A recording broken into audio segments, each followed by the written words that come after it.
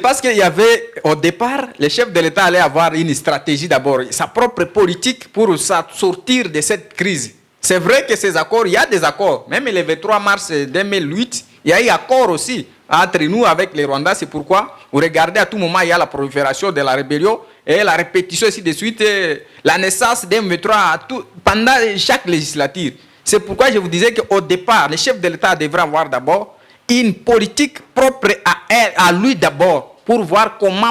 Très chers téléspectateurs des Bunia Today Télévision, bienvenue sur tout Bande B de la semaine. Nous nous retrouvons une fois de plus pour cette émission intitulée À la une émission qui décrypte, qui analyse, qui décortique les informations quotidiennes, les informations chaudes de notre pays.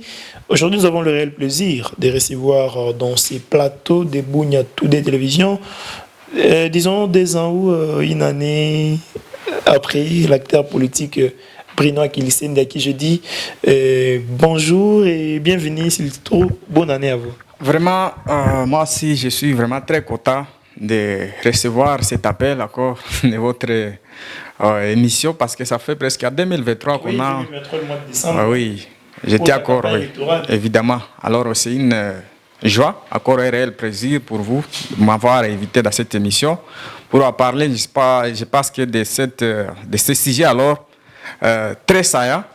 Alors, ce que je voulais peut-être... juste, on voulait, en fait, aux téléspectateurs qui vont vous suivre. Je pense que, oui.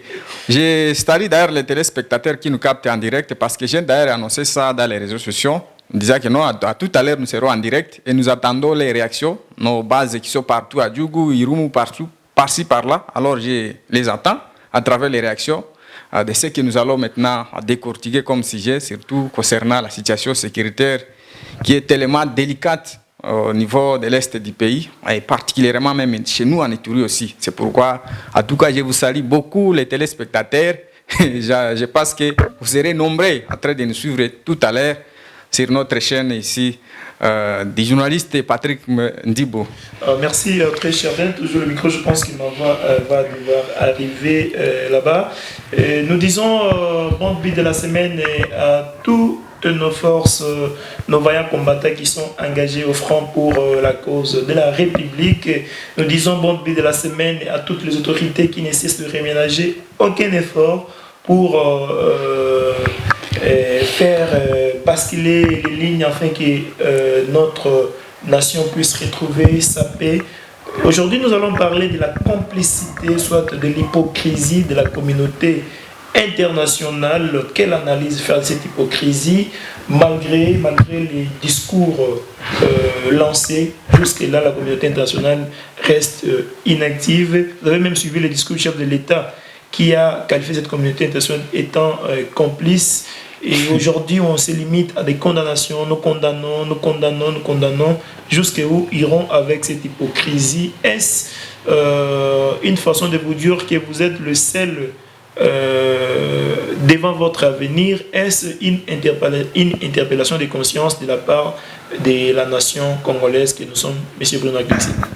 Bon, je pense que je tiens encore à dire bonjour à mes téléspectateurs concernant les sujets que vous avez soulevés, monsieur le journaliste. Quand on parle aujourd'hui de la complicité ou encore l'hypocrisie de la communauté internationale face à ce qui se déroule dans notre pays, surtout sa partie Est, parce que depuis un moment donné, Goma est secoué sérieusement. Jusqu'à maintenant, là, je vous dis que Goma est assiégé par la rébellion. Alors, la complicité de la communauté internationale, je pense que oui, parce que d'abord, j'aimerais rentrer un peu derrière. La communauté internationale, bien sûr, si on parle des Nations Unies, ici en Ituri ou encore au Nord Kivu, c'est représenté par la MONUSCO. C'est ça maintenant ce qu'on fait, c'est là que nous appelons la communauté internationale.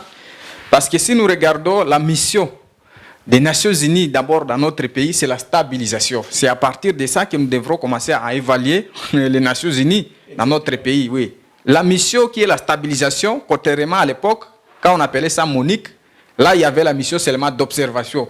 Mais lorsque ça a changé la MONUSCO, et la mission également a été amendée, bien sûr, de la stabilisation. Mais depuis que la MONUSCO est arrivée dans notre pays, si on parle de la stabilisation, je n'ai pas encore vu la stabilisation, parce que ça fait une vingtaine d'années aujourd'hui que le pays fait face seulement à des guerres d'agression ainsi de suite. le pays est déstabilisé, peu importe, ou encore, en dépit, nous avons, n'est-ce pas, une mission pour la stabilité ici au Congo, qui est la MONUSCO. Et donc, pour parler de l'hypocrisie, c'est vrai, il y a l'hypocrisie, et voire même la complicité, parce que je vous donne l'exemple de ce qui s'est passé récemment à Goma. Exactement. Nos forces de défense et de sécurité, selon les informations à notre possession, il y a certains parmi eux qui étaient vraiment arrivés au bout de leur souffle. Ils ont déposé les armes au niveau de la MONUSCO. Alors, la MONUSCO qui est là, n'est-ce pas, pour appuyer les FARDC, parce que si nous nous référons un peu de sa mission de la stabilité, ils sont là aussi pour appuyer les FARDC, notamment avec des matériels, même au front, ils peuvent appuyer parce que c'est ça leur mission.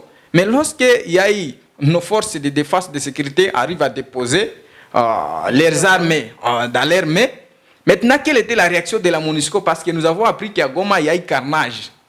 Il y a eu carnage. Les mêmes Nations Unies ont fait un rapport récemment, j'ai lu, pour dire que non, il y a eu carnage, plus ou moins 700 personnes. Ils sont justement là pour compter les morts. Bien sûr, alors c'est ça, c'est là moi je me demande où était la MONUSCO, parce qu'on ne peut pas seulement rester là pour rédiger des faux rapports. Je vous dis que les rapports que la MONUSCO publie souvent ici, d'ailleurs je m'étonne beaucoup lorsqu'on parle des experts des Nations Unies. Quel expert qui peut écrire des histoires comme ça contrôler? Il se limite seulement sur les écritures et puis publier des histoires. D'ailleurs, les rapports que les Nations Unies publient souvent ici, c'est justement pour pérenniser les conflits à l'est du pays. Parce que je vous dis que la MONUSCO n'est rien lorsqu'il n'y a pas de conflit. Il ne peut pas y avoir aussi la MONUSCO. C'est pourquoi ils sont là. Ces rapports, si vous allez à profondeur, vous allez trouver que les rapports des Nations Unies, c'est justement pour pérenniser les conflits dans la partie ou encore la région des Grands Lacs, justement pour étouffer le développement des pays qui sont en voie de développement. C'est-à-dire maintenant, là, la RDC est en train de subir ce qu'on appelle, c'est une guerre, on fait comment pour l'étouffer, parce que c'est un pays en voie de développement. C'est pourquoi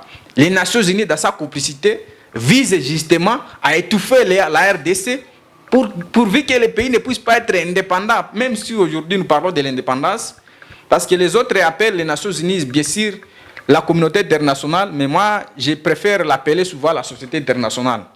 Là, vous revenez avec l'appellation 1919. Ben oui, parce que si nous regardons ce qu'on appelle la communauté internationale, j'aimerais peut toucher une notion scientifique et pas seulement en relation internationale. Vas-y. La communauté internationale, là nous regardons, si on parle de la communauté internationale, c'est-à-dire il y a ce qu'on appelle la solidarité entre les États. Et si nous regardons alors, lors de l'Assemblée générale des Nations Unies, lorsqu'il y a des décisions, est-ce que les États qui participent dans cette Assemblée décident dans la solidarité ou encore chacun décide selon son pouvoir? Parce que moi je connais que pendant le Conseil de sécurité des Nations Unies, les pays décident selon les droits de veto. Qui veut dire les droits de veto? C'est la capacité, et chaque pays se pose selon la capacité, soit la force militaire, soit économique, il se pose. C'est ce qui se passe au Conseil des Nations Unies. Et ça, on ne peut pas parler de la communauté internationale.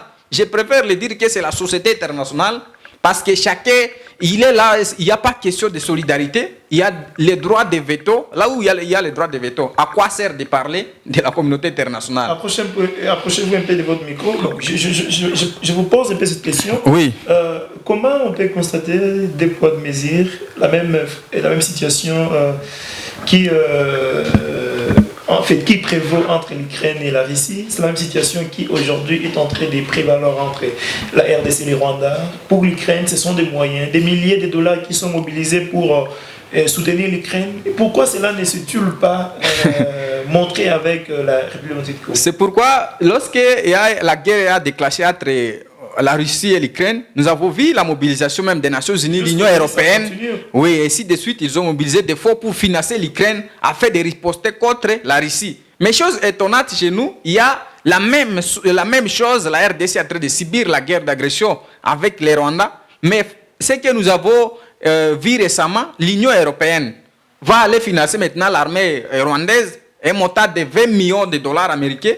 Vous financez un pays agresseur et vous sanctionnez maintenant les pays qui cherchent à se défendre. C'est une contradiction. Parce que récemment, pourquoi ils ont sanctionné? Ils ont sanctionné beaucoup de leaders, même congolais ici.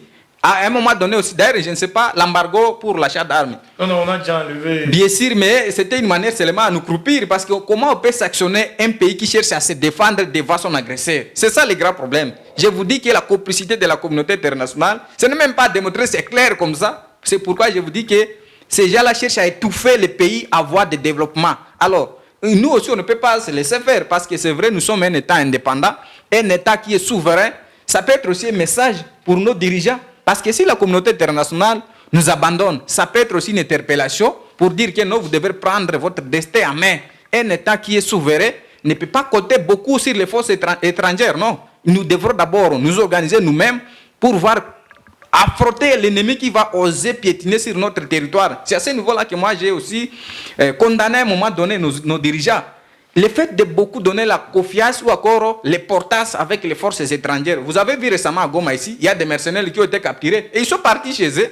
D'ailleurs, ils étaient, selon les informations à notre possession, ces gens-là étaient payés mieux que nos FARDC. Alors, pendant la guerre, ils sont partis chez eux. Voilà, maintenant, nous avons nos forces de défense sont restées sur place pour défendre le pays. Donc, il ne faut pas beaucoup donner les portages avec ces forces étrangères qui arrivent justement pour piller. Leur problème, c'est les terrains, l'argent seulement, ils veulent ça. À part ça, je ne sais pas. Est-ce que les Français peuvent avoir les soucis de la RDC plus que moi? Non. Vous ne voyez pas qu'aujourd'hui, les dirigeants en place sont victimes de l'histoire ancienne parce que vous comme moi, nous suivons de près la politique congolaise, vous savez. Depuis 1997, l'Est de la République est menacé. La conséquence est qu'après cette menace, il y a des accords qui se font. Au total, près de 22 accords qui ont été signés. Quels sont les libellés de ces accords? La plupart, ce sont le brassage et consorts qui ont amené l'armée à ces niveaux. Est-ce qu'aujourd'hui, vous ne voyez pas que les dirigeants, soit le président de la République, est justement victime de cette histoire malheureuse? Bon, vous savez, lorsqu'on est appelé leader, il faut assumer. Et oui, parlons peut-être des faits, il assume, mais est-ce que vous ne voyez pas qu'il faut répartir sur de nouvelles bases? Parce que selon les revendications de M23, il faut encore répartir avec les brassages et les consorts. Vous voyez qu'il n'y est pour rien, le président de la République. Je pense qu'il y avait, au départ, le chef de l'État allait avoir une stratégie d'abord, sa propre politique pour sortir de cette crise. C'est vrai que ces accords, il y a des accords. Même le 23 mars 2008, il y a eu accord aussi entre nous avec les Rwandais. C'est pourquoi vous regardez à tout moment, il y a la prolifération de la rébellion et la répétition ainsi de suite, la naissance d'un M23 pendant chaque législature. C'est pourquoi je vous disais qu'au départ, le chef de l'État devrait avoir d'abord une politique propre à lui d'abord.